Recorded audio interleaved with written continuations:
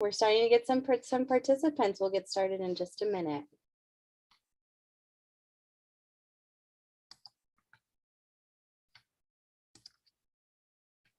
Thanks everybody for joining. Again, we'll get started in just a few moments. Thank you for your time.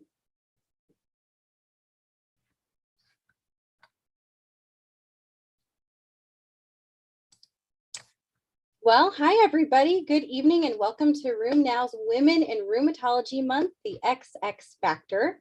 This is our first Tuesday night rheumatology. I'm Dr. Rachel Tate, and along with my co-editor, who unfortunately couldn't be here tonight, Dr. Catherine Dow, we want to welcome you.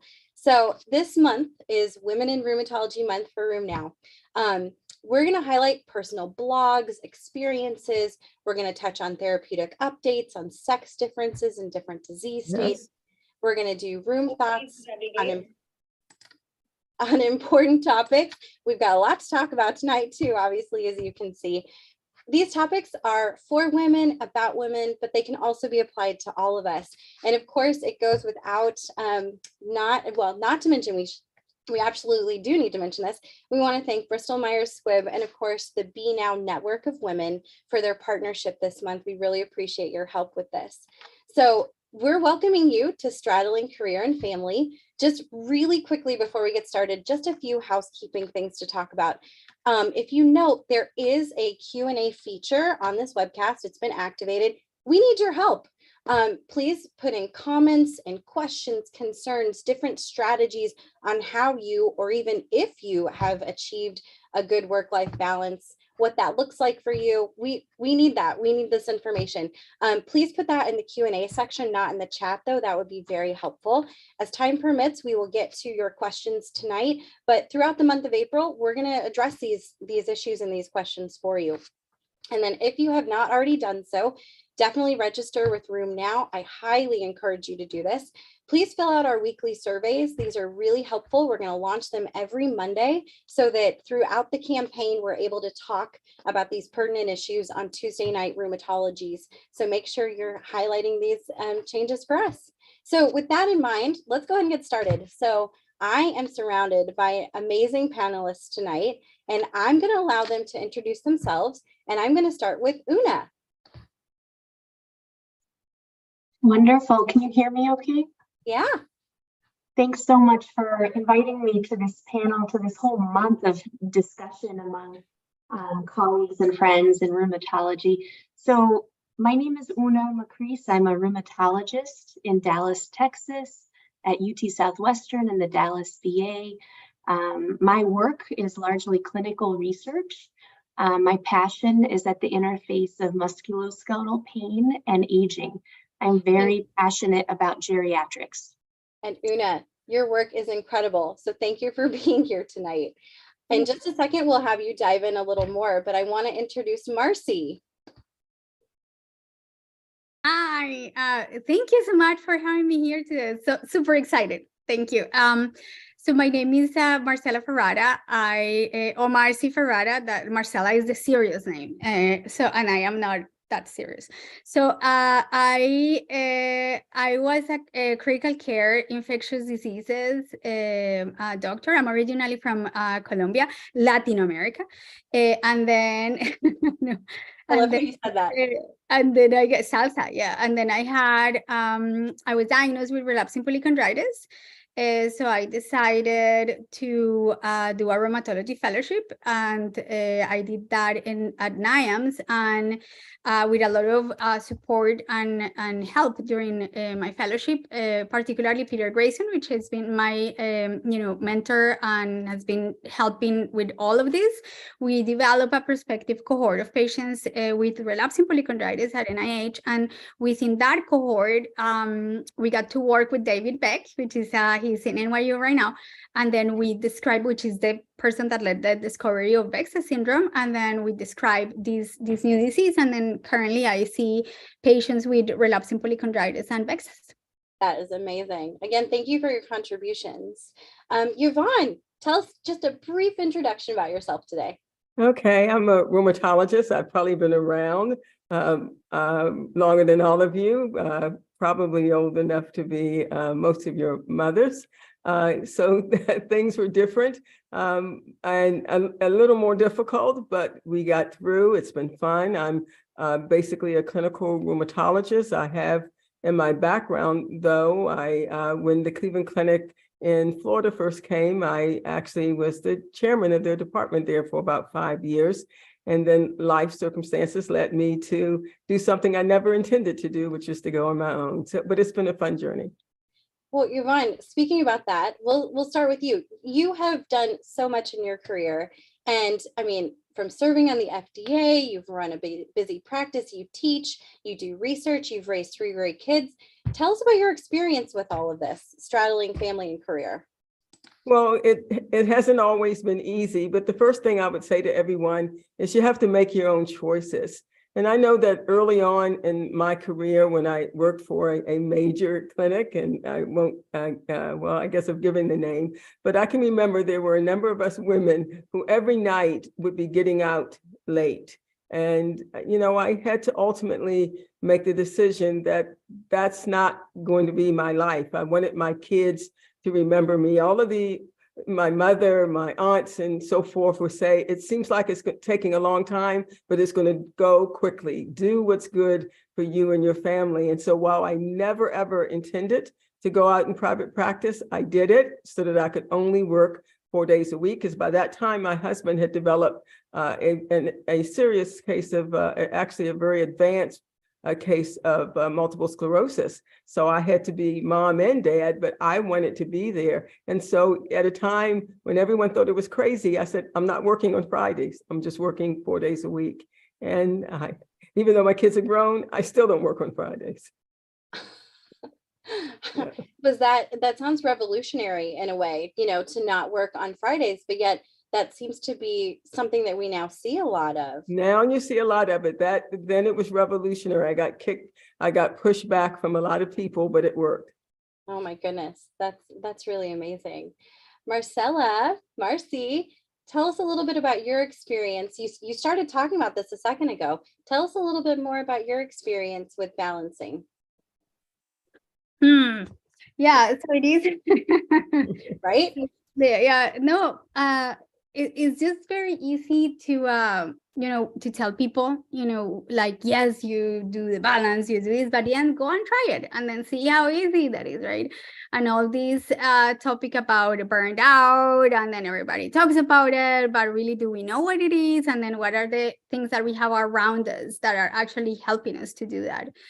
In terms of balance at the beginning of my career, I think that I was like Yvonne, I was just very like career, right? Like, I'm going to critical care and I'm going to do ID and I'm just going to work all the hours and I love it and it was great. And then I decided I just wanted to do clinic work, and then when I got sick, so the having ICs have teach me a lot.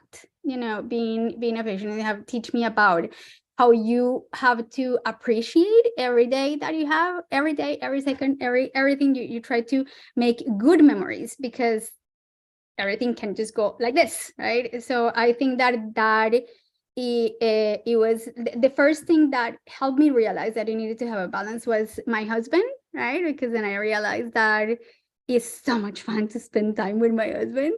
And then I had my baby, and I was like, and then after I had my baby, because everybody keeps saying that, I don't know if that other moms had the same, physicians mom have the same experience, but when I was pregnant, everybody was like, oh, everything is going to change when you have a baby. And I was like, no. And then I saw my baby and I was like, I love you so much. I don't want to be without you. And then that changed everything, like everything, the way that you see the world, right? And then I got sick. So for me, it is it's a must, right? It's not a choice, because if I don't sleep, then I have issues. But it is hard because it's so many things, right? So it's work, baby, work, and then disease, and then, oh, ICU admission, oh, okay, ER visit, right? So it's that all of these things in the middle. And I think that for you to be able to have a balance, you just need a lot of help. You need a help at work, help at home, help in the street, help everywhere, right? Because, and then asking for help is the other aspect that it is hard. I think that when you're a physician, and then or any profession as a woman, and then you learn that you work and you do all of this, and then I'm so independent and I can do everything. And then asking for help for me at the beginning was very difficult. But after I did, now I am not going back. I really like the help. So I think that would be like one of the advice, that appreciate life and all the things that you have, because you can never go back. You have a baby, and your baby is only going to be 4 years for 1 year, right? So if you did not see that and spend the time, you can't go back. Right. So I think that knowing those things ahead of time, and I wish that somebody like before have these discussions with me. So I think that maybe people that are listening, I hope that is helpful, because I grew up being like this. My dad is a trauma surgeon, so like 2 + 2 is 4, and then you go to work, and that has been great, right? Because it's like very resilient. How do you feel about a rheumatologist's daughter? Gotta be proud of you. Yeah, very different, you know. Yeah. Well, I mean, I think that is the other thing, that you need to have a purpose. I mean, if you have very clear where you're going and what you want and what are you doing things, is very easy to make it your path, right? Yeah. Yvonne, back to purpose really quickly. You mentioned something kind of similar to purpose, which is you had a need in your family, right? It wasn't necessarily your children, right? It was your husband. Did that help you redefine purpose? What did that do for you during this time period? Well, it certainly helped me to redefine the direction my life was going in. I never wanted to be in private practice, but as I evaluated, so I had my husband, but I also had 2 little children at the time. And like I said, I wanted them to know me. The older, they weren't physicians, but the older women in my life all kept telling me, it's going to go quickly. It seems long, but it's going to go quickly. Spend time with them. And I wanted to hear that. I wanted to listen to that. I know people say everyone has to make their own mistakes, but not true. You can learn from others' mistakes. And so I learned from some of those who said they didn't. And I said, no, I'm going to change this so that I can spend some time with my kids. And speaking of learning from others' mistakes, Una, I feel like we've had a conversation about kind of the predecessors and people who've come before us. What's been your experience with with trying to balance it all? Yeah, I've had a lot of mentors, a lot of women in my life who I've learned from, including my own mom, my aunts. So I have a family of 2 academic folks here. So I'm in academic medicine. I do a lot of grant writing and writing manuscripts. And my husband's also in engineering as a professor. So we're always kind of balancing the grant writing, the conference schedules, and the career in academics. And then we have 2 girls. Thalia is 14, Lydia is 11. And the older they get, this is such a sweet spot. And as soon as they hit elementary school, I realized how quickly this is going. And now the fact that, Thalia, we only have a few more years with her, I'm very mindful of the quality time and listening to our kids and just slowing down. And there's no balance. I can't say that I believe that there is a balance. I think that the priorities and the purpose actually shifts over, as we go through our 30s, 40s, 50s, 60s, it all kind of morphs depending on your children, your parents, all of the needs. I was just kind of reflecting in preparation for this. I'm first generation in this country. My parents immigrated. We have a tiny family in the US, and I spend all my time going to them, taking care of us and having our life. But a lot of my thoughts are, when will I see my family next, whether it's in California or in Greece? But it's also, how do you balance your career and life when you have no family in the city you live in? So I think that is a major consideration all of us on the call probably live with. In fact, I'll open that up. Marcy, you got excited when Una said that. What are your thoughts? Tell us more. I know, it's exactly what I was thinking of. Like, everybody had like families, that the people that I knew when I was pregnant, I was like, oh yeah, my mom, and I was like, and who is going to be with you? And I'm like, nobody lives here close to me. So it is hard when you have no one that you can rely on, right? To go and pick up your kid, or you're late, or something happened at the hospital, and then what do? So then you have to ask for help. And then you just, what I did is you just get nannies, or then you got the service that have like the pre-care and the aftercare, and then you develop your system, right, the best way you can. But yes, it would have been better if you have family around. I think it's super important.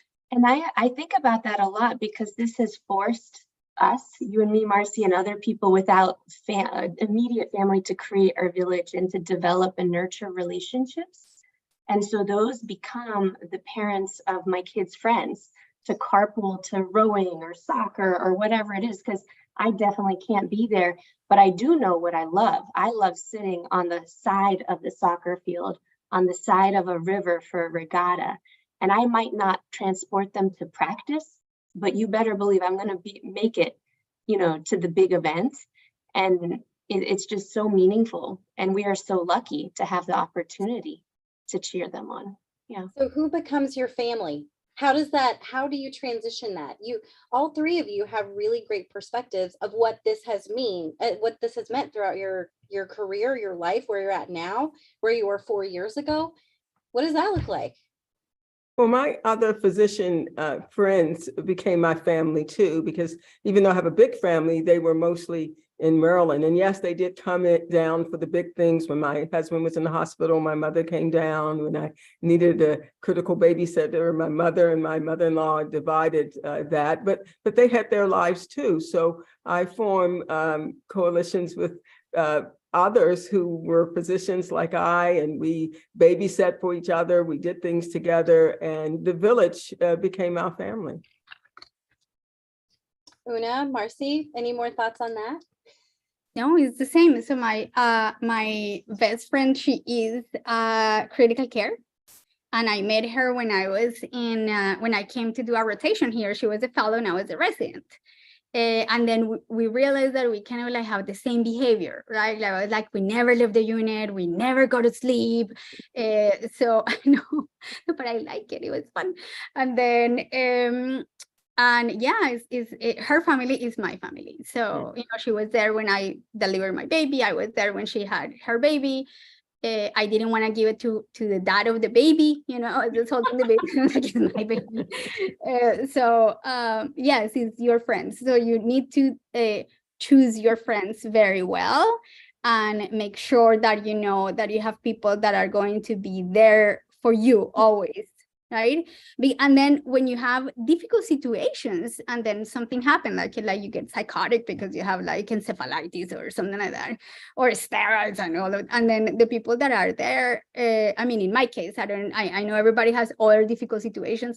Then you realize who are your real friends. Yeah, which I think that is important. I'll also add that actually hiring the right person for your family to serve as a nanny or babysitter, or a college student who doesn't mind driving to activities. We've been just incredibly lucky, and sometimes it just boils down to luck, but all three of the young ladies who've been in our family are truly family, and they swing by and have dinner with us, and they cry on our front porch when they don't get their next job, and they're our family even once they're no longer taking care of our girls. So it's been lovely. Yeah.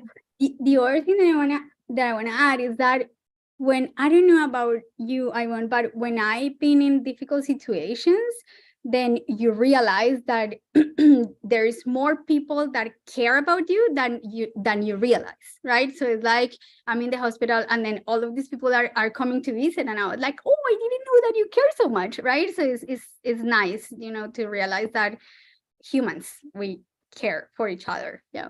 We should care for each other, right? That's kind of what you're saying. You don't always know who does. Yvonne, who was there for you during a hard time? Was it your mom? Was it your best friend? Who was that? Well, What it was all of those. It was my church group that I belonged to. That was a group of ladies who were wonderful. I remember when I had my last child, which I thought was going to be the easiest, but turned out to be the most grueling and most difficult. My mom warned me though. But anyway, I remember that one of the ladies said, Yvonne, this is when I was very early on in the pregnancy. She says, Yvonne, if you ever in the situation when you're having your baby where you need your mom and she can't be there, call me. And I thought, yeah, but well, it turns out my mom had something happen and she couldn't be there, and right in the midst of it, and my husband was doing the best he can, but was having a flare, and I needed her. And I said, Chris, call. She tells me she was in the shower. Her husband knocked on the shower door and says, Yvonne is in labor. She's calling. And I remember when she came in and put her hand on my head and began to pray, I understood what the Marines are like, or whomever, when the enemy has them down and all of a sudden they hear the rescue and they know their fellow Americans have come. So that's how I felt. And those kinds of friends and support, it was just wonderful. Yeah, I think support is a really key piece. Yeah. Now, I am going to ask kind of an interesting question, but I'm going to share it in a different way. So I have a toddler. She's 2. She's wonderful. When you talk about a difficult child, she's not a difficult child, but boy, is it difficult to raise her. I feel like I'm also raising myself in this experience. I think you ladies can understand what I'm talking about, and I hope some of our audience members can too. But in my opinion, it is not a balance. Marcy kind of touched on this too. I think it's more like a pendulum. Some days it's swinging in to the work kind of area. Some days it's swinging into family, but it is constantly a struggle. And to me, the word balance is really a misnomer. How do you guys feel about that? What do you think? I think in a way it is a misnomer, because it's not that you always have everything equal. Things aren't always equal. How much of one thing depends on what's going on in your life. And it depends on, as you alluded to, what age your children are and what their needs are at the moment, what they're going through. And sometimes you can't give 50-50. Sometimes you got to give 100 and let something hold a little bit. So it's the concept I understand, but we need to understand as we execute that concept, it's not going to be day by day 50-50. It can't be. It's based on the need. Beautifully stated. I also kind of think that we tend to focus on work-life balance when our children are younger, but it's not just about children, right? That's right. Some of us are helping to take care of older adults in our family, have other obligations outside of work, things that you love, whether that be traveling. It's all about juggling, right? And what's the best advice that you've ever received when you're talking about juggling either your personal life or your career? I think communication, right? I mean, with your husband, and then, I mean, my husband is also a physician. I have the most amazing husband in the whole world, but he's big. I mean, he's like, you know, somebody that is there all the time, no matter what, and it's like so supportive, but you still have to communicate very well. And then I think that sometimes it's difficult even for you as a person to realize that something is stressful or something is bothering you, and then maybe you're like having a different, you know, behavior or something like that. So I think that just be more conscientious and communicating, you know, with your, you know, partner, what's going on, and then that way you could help each other and then get through the situation together. Yeah. What about you? So I once had this conversation with a dear friend that I grew up with, who actually was my OBGYN. And she said something like, you know, Una, don't let anyone tell you you can't have it all. The fact is, you got to figure out what it is you want, and you can have it all, but not all at once. And these things may change over time. And so it is reassuring to me as I float through these decades and I watch my kids and my husband, and all of these relationships are, you know, changing over time and evolving. really what we're looking for does change. So it's not stagnant, like you're piling on the wants and needs. No, these things change. It's very dynamic. And I agree. Sometimes, you know, we had a relative quite ill. I really gave 80% to support my family and my kids because I knew that's what we needed. And it felt good to be in a workplace that allowed me to do that.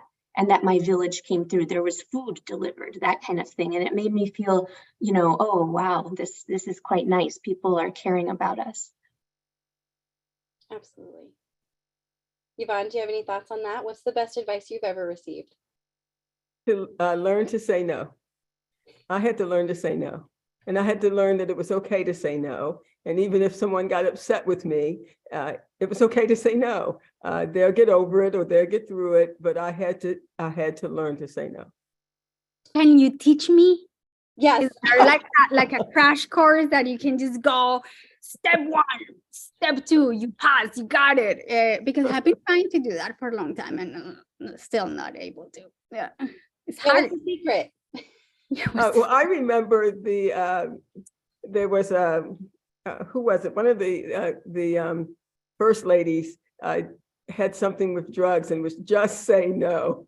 And I was going around saying, just say no. It wasn't to drugs, but it was, I don't have to do what you want me to do if that's not going to fit in with what we need to do. I mean, I'm the type of person who like to be cooperative. I like to work together. But if I need to say no, I have learned to say no. Maybe not perfectly, but much better than at the start of my career. Well, I think Nancy Reagan would also probably want you saying no to drugs, but nonetheless. Yes, I'm sure. We need to get a t-shirt. Exactly. Just say no and wear it to work. I don't know if our bosses would love that.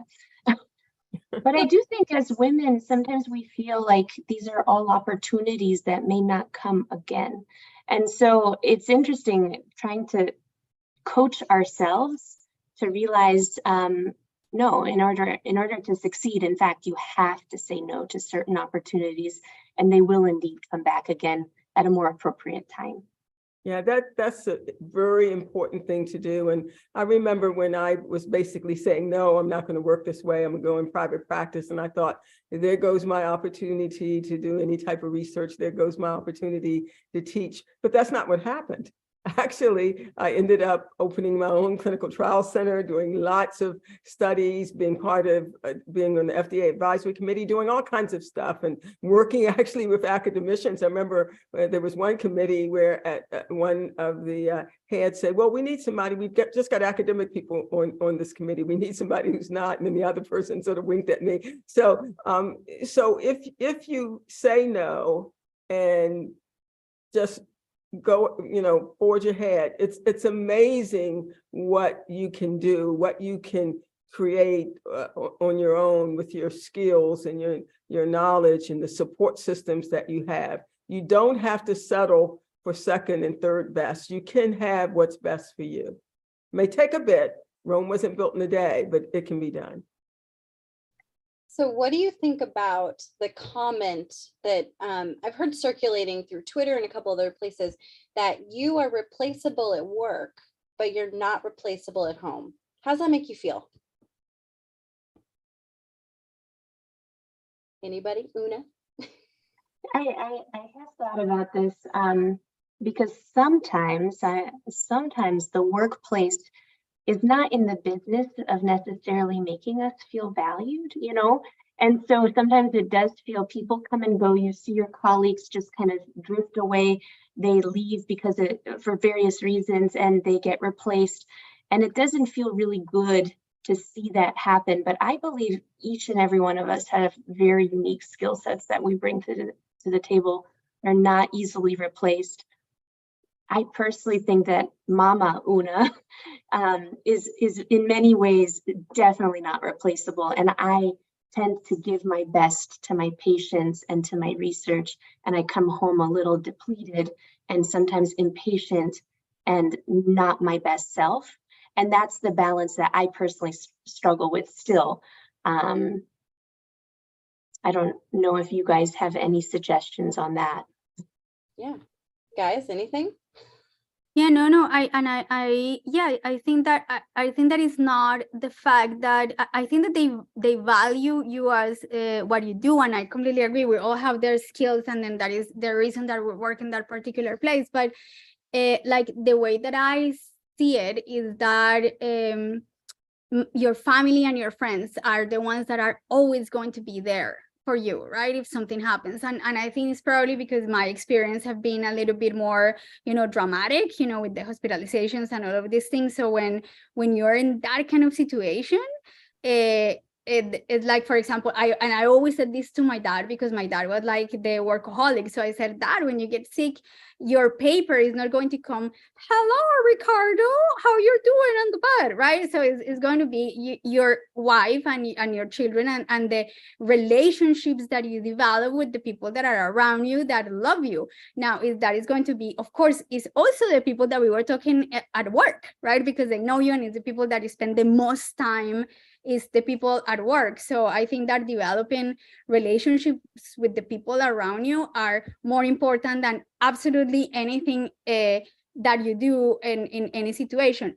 Of course, taking care of the patient, but that is a completely different topic that I am not going to get into, because I just think that is very different right now. But in terms of that, I just think that the developing those relationships, and as you were saying, Una, it is hard sometimes when you're tired. And then I just feel, for example, Sophia, my baby, she's 9. I think that she's going to be 40, and I'm still going to call her my baby. And it's the same thing. And then so like my husband and Sofita, they made a song that Mommy has always her face on the phone. Mommy has always her face on the phone, like always, like in the morning, in the afternoon. So just have to put it away. It's difficult, right? Yeah. Marcy, touching on that really quickly, you've also been a patient, a rheumatology patient.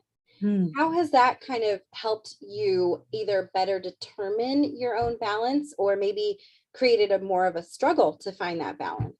Oh, I have no boundaries. So I think that I have a balance, but I just think that they just understand that Mommy just, she's a, but it is just a different feeling, because I don't I don't feel that I'm working when I'm talking to these patients, because I know what they're going through. And then having a disease that is difficult to diagnose, like most of the autoimmune diseases, it's a lot of struggle, right? And then if I have the chance to help one person, I'm happy, and it doesn't matter.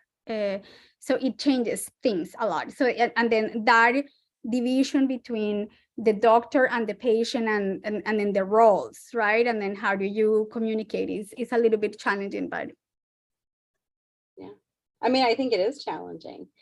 Let me ask you guys another question. We have a question in the Q&A that I want to bring up early, because I think it's a good one. Does being a mom make you a better doctor? Are you more empathetic? Do you approach things with tough love? What does that look like? Oh, I think it did, but at the beginning, I just thought like it really, I don't know if it was the hormones or what it was, but I went back to the ICU, and I remember seeing this 35-year-old in the ICU, and I was like, you don't understand, he's somebody else's baby, right? And I was just like the feeling, right? That is because so, and then I could not take care of children anymore, emotional, because they make you do that in the ICU, and I was like, just can't do it, very difficult.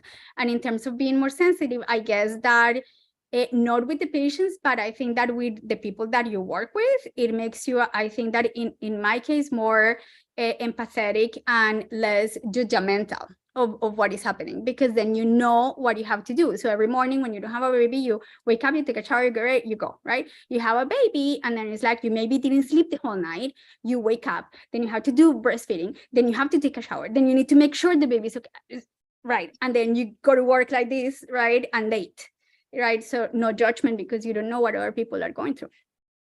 So you've used kind of your patient experience to better hone in on your communication skills and better develop those relationships. It sounds like that's been one way that you've really able to, I don't want to say make the transition, but also kind of maybe balance things. Did I understand that right? Is that what? Yeah. Una, what about you? Your research is really interesting, specifically in a geriatric population. Tell me a little bit about how you've utilized that to kind of balance things or better understand it as we transition through those phases. I think you said it beautifully, float through the phases of life, the decades of life. Yeah. I mean, I think I can probably speak more to how I became interested in that in the first place, because it's almost like a full circle. But I was surrounded by my grandparents in former Yugoslavia. I used to spend summers there with family, and I would just sit on the patio as the youngest person in the family. All the older cousins would go have a lot of fun, and I would listen to their stories over and over again. And so I love storytelling. I love hearing people's stories. I will listen, and I have a lot of patience listening to older adults talk about their history and their pain and their depressive symptoms. And I always try to learn something from the patient in front of me. And so I think that in and of itself is why I love geriatrics and why I bridge that to my rheumatology practice. And it is totally informs how I communicate with my patients. And I try to understand their social context. You know, do you live on the first floor or the second floor? Who lives at home? You know, that social history is very important to me. And what I love about that, and it's actually one of the things I love most about being a rheumatologist, is we get to know our patients so well over time. It goes in the chart, we revisit it, there's hugs, you know, this is a relationship over time. So it's been a lot of fun. And I think the geriatrician in me has brought that out more than ever. And then now, as I see my parents in their 80s, you know, I'm seeing this firsthand, and I'm not local. You know, I'm gonna, you know, I have a lot of serious conversations with my husband about taking time, and we're both on the same page. We communicate about that. You know, family is priority. If it needs to happen, you know, we'll go take care of family. Absolutely. Yeah. And Yvonne, you've kind of had, in the sense, the transition of taking care of young kids and your family. How has that kind of impacted how you've balanced things overall? Well, you know, you go through different stages of life. Yes, I had the stages when my kids were little. I you know, recently went through the stages with my mother, who passed in July, and you know, but these are part of life. It's nothing. We have to realize it's unique for us, but it's not unique in terms of life, and begin to prepare for it, to begin to adjust for it. And, you know, don't be afraid to go through sadness and grief. It's part of life. I remember being comforted by scripture that says, "Blessed are they who mourn, for they shall be comforted." So it's part of life. And we need to, fortunately, I have friends and family and people who support me through these things and help me through these things. And that's why I want to say again, we need to nurture our experiences with other people, with our coworkers, with our family. It's not, I hear people who hate family members and things like that. That affects you much more than it affects them. It's important to nurture those relationships because we need them more than we know. That community, that gathering together, that bonding together and helping each other through difficulty. I had people help me through a lot of the difficulties I've had to face, and I'm grateful for that. I think resiliency and just personal outlook and optimism is really important. Now I'm going to change it up a little on us. So as I mentioned kind of earlier, we had a survey that launched on Room Now yesterday. That survey is still open for our audience members. Please fill it out. Log in, fill it out. We need your responses. So we're going to show you some of these survey questions, and the full report will be up on Friday, actually. But Shannon's sharing this slide for us, which I think is really important. I'm going to highlight just a few things from here, and I want your input, guys. I want to know what you feel about this. So in this particular slide, you're seeing that more women than men voted that they often or occasionally miss life events because of work. Now, that was 75% of females versus 54% of males who responded to the survey. Do you find that this is interesting? Is it typical? What are your thoughts? I'll start with you, Una. Tell me what you think. I'm not surprised by this. I don't know. I think that, so I'm seeing the male risk, I'm orienting myself to the different shades of blue here. But, you know, I'm not surprised. And I do wonder sometimes, and I don't like to make assumptions because everyone's home situation is different, but, you know, one is who they have at home to help them get to these events, and number two, what they value. Do they, what are the events that they actually want to attend and be part of? I think those are very personal questions for each person. Yvonne, you started to say something. I didn't mean to cut you off. No, that's okay. I thought you said Yvonne, but you didn't, so it's okay. Well, I think we can all agree that, it is a struggle to find that balance. I did find this interesting personally, that knowing more female respondents, but I think we talk a lot about the potential for gender roles and gender norms, and those are shifting as well, right? There's a balance and there's a change with that. So I actually found this pretty interesting, and I'm glad you guys did too, and I'd be interested in what our audience thinks too. Before we move on, because I want to, in the interest of time, make sure we have plenty of time for Q&As and to discuss amongst ourselves too. But on the next slide, this one I found really interesting. I'm going to give you a second to look at the slide so you can kind of get oriented. But these are looking at the people who responded that they don't often miss important life events. So this is both male and female respondents who responded to us. Although I will say that 76% of the respondents did state that they were male. That's how they identified. We found that 52% rarely have personal events that affect work. So that's in the first little diagram on the left-hand side of the screen. 95% of those people are engaged in self-care, with 43% of that occurring daily. So that's kind of interesting, right? Self-care, we haven't really touched on this. I'm going to ask you about that in just a second. And then on the far right, 95% of those people, again, these are the people who do not miss important events, whatever you determine as significant life events, they found that they actually reported a good quality of life, a good balance to their life. So tell me, guys, what do you think about this concept of self-care? What does that look like? What does that mean to you? I'll start with Marcy, because you seem to be a person who really appreciates that. And my love, you're on mute. So I want to go Yvonne or Una first, so then you can give me ideas. Oh, no. Well, does this make sense to you? Is self-care important? Let's start with that.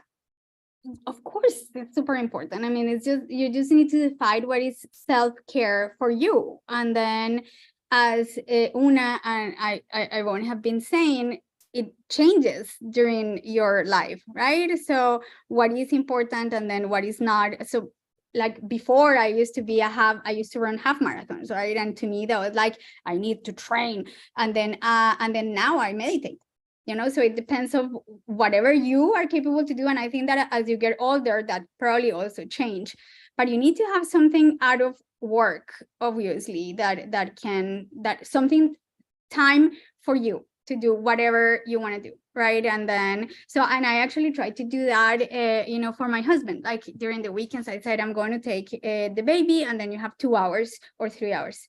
You have 2 minutes, so hurry up. You have 2 minutes for you. So I think that is important, and I think that is important that you have that in your relationship, because otherwise you can't really do that. Yeah. I think that what this tells me, though, is that people who prioritize self-care are probably managing their time. It has to be super intentional with all the things we're balancing. And so I think that's the lesson I'm learning from this.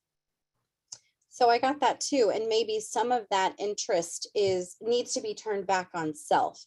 And actually, there's a great question I'm going to ask you about in just a second, kind of leading up to that. But Yvonne, what does this look like for you? What does self-care mean to you? Well, spending time on myself, getting my nails done, going out with friends, going to the beach. We haven't done it this year, but I have a friend that we would take Tuesday late afternoons off and go to the beach and just sit there and just the two of us, during the winter when it wouldn't rain. I don't do that in the summer. And just taking care of yourself, your needs, spending time. My biological sisters and I, as well as now some others, we meet every Friday by Zoom and just doing things that's just for you, but it's also spending time with family is self-care. Having a nice, warm, bubbly bubble bath is self-care. It's different at different times. It depends on what you need.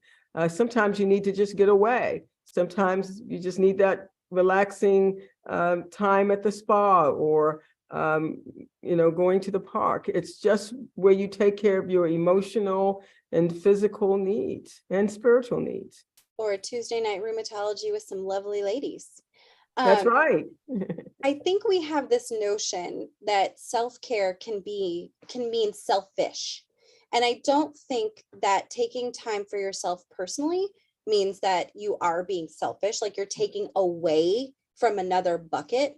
I think it's almost refilling your personal bucket so that you can do other things for the people who are important to you. Do you guys agree? I agree. And I'll also say this that comes to mind. It means taking time off sometimes too. And I know that's hard when you work for institutions and corporations run medicine now. But the one thing that I found a real significant blessing to me once I went into private practice is that if I was stressed and I needed to take a day off, I could take that day off. Yeah. And that was really important. So that leads to a really good question that one of our audience members submitted. And I think this is very, very, very important. So this is any advice you have for a new mom going back to work after maternity leave, and specifically how to deal with mom guilt, how to get rid of the guilt that the colleagues maybe had for coverage.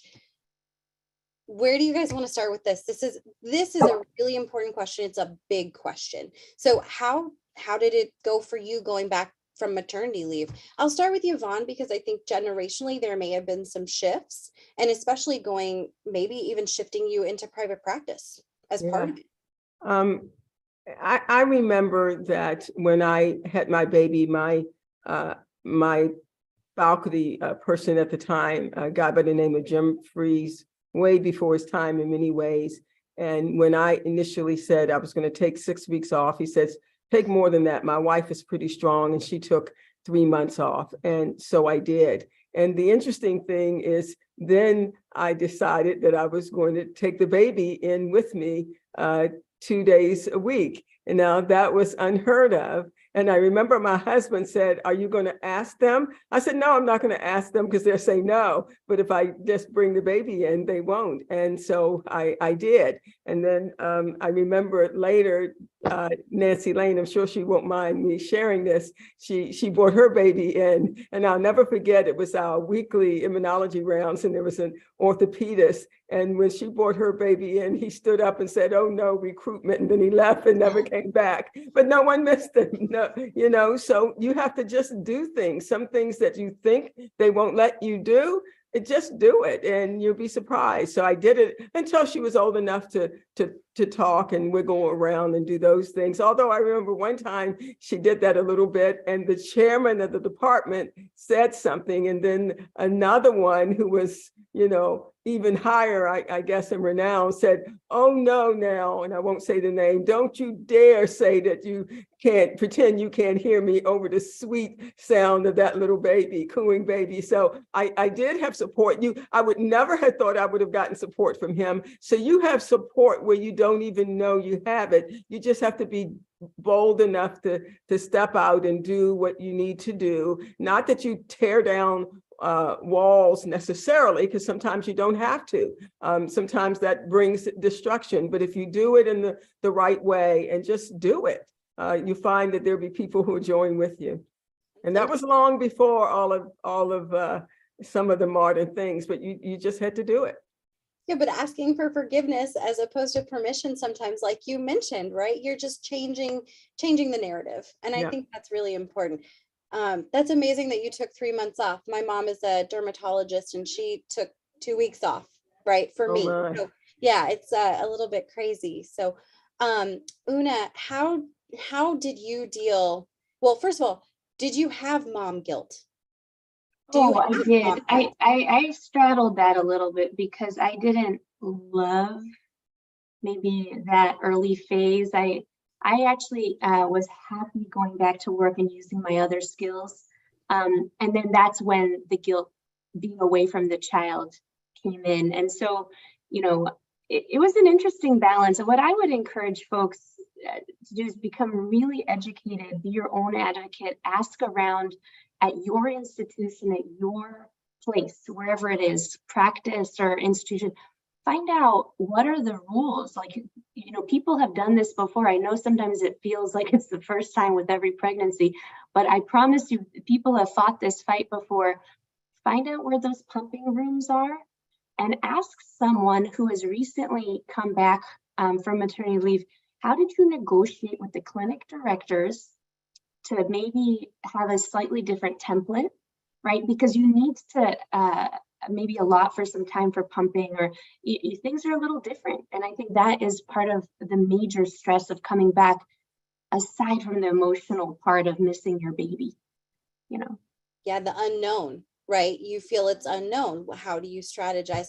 That's a really important piece too, that I would say for this attendee who's asking this question. Set up ahead of time these conversations, right? Talk to your clinic manager, talk to your colleagues. Did you, Marcy, you were at a different stage in your career, but did you have any guilt for colleagues who, or feel guilt that colleagues had to cover you? Did you experience that? No, because I have to do all the calls when I came back. Right. So it to- was balanced, right? They maybe took to call up front and you took it slightly differently. Did you experience mom guilt? Do you have mom guilt? Oh yeah, no, I'm all the time. I'm like I was very, because it was so hard to have my baby, so I was like very, very crazy. I think that your baseline personality really gets exacerbated after you have a baby. So I was just very, very protective, and I was like, she needs to sleep with me every night. And then I had to do practice days to the daycare because it was so hard for me knowing that I was going to leave her there. So then I could like cry before actually I went to the real work time day. Plus I wanted to see, the daycare, make sure that it was what you were doing. And then and I think that I went back too soon. So I went back when Sofita was 8 weeks. And I think that that is something that I regret as a mom. I was like, I should have stayed more time with my baby. But and I think that maybe, it's just my perception, but I think that always as a mom, we're always thinking that you could always do something more for your baby. So I'm always thinking, maybe if I did this, that was better, or like something like that. So I don't know if that is the guilt, but that is what I have with my baby. Yep. I will also say that Dr. Gwen Melton, who's also helping us with this campaign, chimed in too for our attendee who asked this question. She said, allow your spouse to help and realize that they may have different ways to help and care for your baby. Cooking, cleaning, but sharing those duties is super helpful. I will tell you that when I came back from maternity leave, I definitely struggled with the way my amazing husband, Marcy, I'm like you, I love my husband, he's great. I left my dream job in Texas for my dream man in Florida. So that's how that goes. But we do things differently. And it's very apparent that we do things differently. But that partnership, right? That relationship, we've talked about it, relationship, communication. You guys say some very similar things. And I'm loving this. This is super helpful. These are all part of the collective. I would also add, make sure you have some time and forgiveness for yourself, because it is not easy to balance any of this. Not just specific to new moms coming back from maternity leave, not specific to those of us with toddlers or, oh my goodness, teenagers or anyone else. This is all about your relationship with yourself, how you see the world in terms of travel. Maybe you're into music, your culture, you have aging parents. This concept, right, of work-life struggle, of balance, it is, as Yvonne said, it is part of just being alive, and allowing to the time to process these feelings is really important. So this has been really, really, really helpful for hopefully this anonymous attendee who we appreciate your question, and we understand where you're coming from. So just another quick question for you guys. Was work-life balance easier during COVID or harder during COVID? So hard. There was just blurring of all sorts of boundaries. I realized that I really need boundaries to take care of myself, to take care of everyone better. And so I'm so grateful that we've emerged a bit from those times. How did Although you? I've learned a lot. I've learned a lot about myself from COVID and from the COVID experience, and I continue to do so. And it brought our family so close. I mean, there was a silver lining there for sure. We'll never have that type of time together again. We went through that together. It was very unique, but I realized that I need to get on a bike and do yoga. And if I miss a little stretching, if I miss some of that type of self-care, I'm not as calm of a mama or a physician. So that's really good to know too. Yvonne, what did COVID teach you? I had to take myself off mute there. You know, in some ways, I loved it. I love being home. I became like Mrs. Mom in some ways, doing the traditional type of things. And it was fun for a while. It was good for me not to be traveling so much. And I've said to myself, and I got to be, you know, strict and just say no. I was traveling too much, and I realized that it was having a toll. First of all, you know, with my weight, when just being home, my weight dropped. I didn't do anything, but it dropped. So traveling and eating and all of that is not good for you unless you're really able to control what you get. And just having the time with my husband, my family, myself, my friends. So it helped me to reevaluate that. Marcy, COVID, thoughts? Yeah.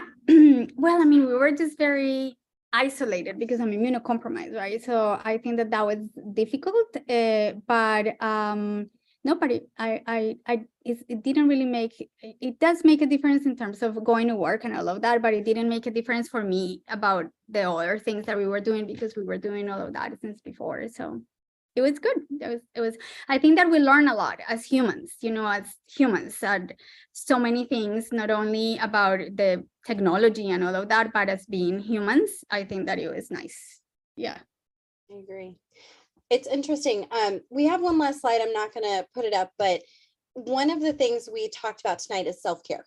And of those people who said, I mentioned before that 43% of people who responded to our survey stated that they did self-care daily.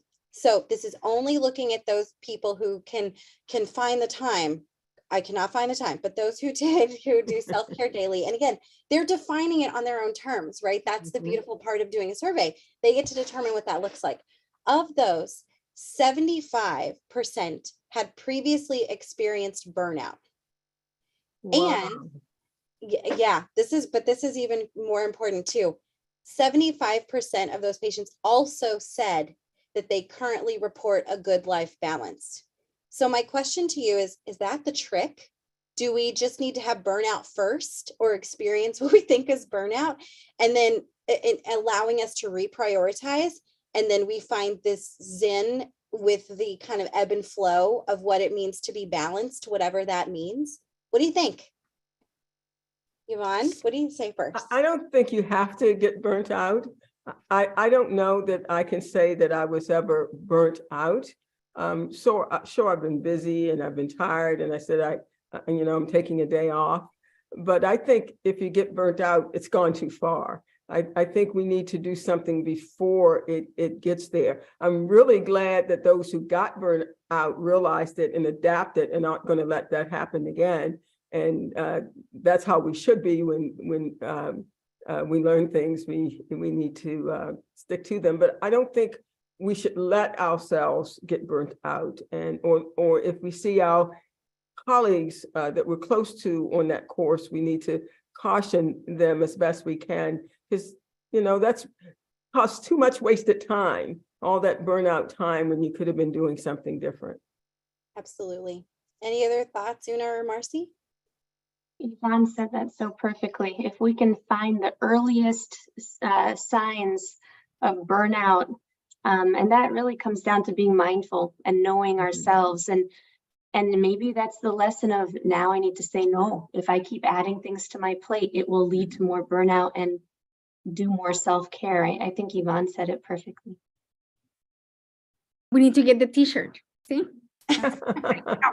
T-shirt. Ladies, I agree. I'm going to I don't think we could end that any better. I will ask though, what is your one key strategy that you use, whether it be daily, weekly, monthly, to keep yourself in check and in balance, or working with that ebb and flow, however you define it? What is your one strategy that we can share with our audience for tonight? Meditation. You need to meditate and eat chocolate. Yes to chocolate. Una, what do you think? I think really it goes back to what Marcy said in the beginning. It boils down to communication. Communicate with the people you love. Sometimes they're the ones who also remind you who you are and where you're misstepping. So communicate and nurture those relationships. Yvonne? Okay, I get my daily inspiration and encouragement actually from scripture. I read about David and some of the others, and they've gone through these same emotions. I find myself reading something, and that's my cry too. It's just amazing. I can tell you, at some of my worst situations, I'll pick up a scripture and it'll lift me up, and it's like, yeah, I can get through this. With God's help, I can get through that. And that's my inspiration. Amen to that. You guys, you're amazing. I want to thank you so much for participating in and attending, right, our first Women in Rheumatology, the XX Factor Tuesday Night Rheumatology.